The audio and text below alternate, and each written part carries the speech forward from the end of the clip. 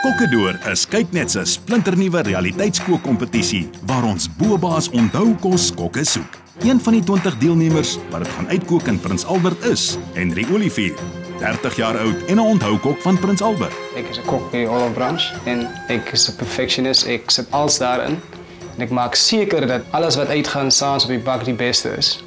Hy is 'n perfectionist, so hy gaan altyd probeer om sy beste te doen. Ek sal nooit 50% effort insit om die kompetisie te wen nie. Ek sal alles in my vermoë doen om die kompetisie te wen. As ek 'n reis doen, ek is nie tevrede met derde, vierde of 10de plekkie. Ek gaan kompeteer tot waar ek voel ek wil uitpaas.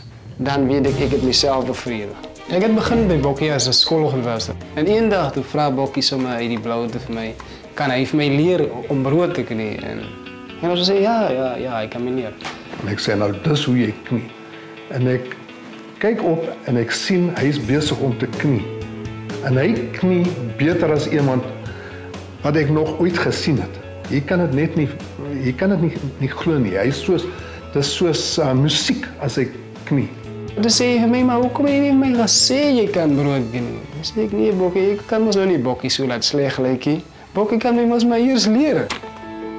En toe vertel hy vir my van sy ouma. As my ouma mos vandag gelewe het, sal sy van die gelukkigste mense gewees het, want sy was my steunpilaar as dit moeilik is.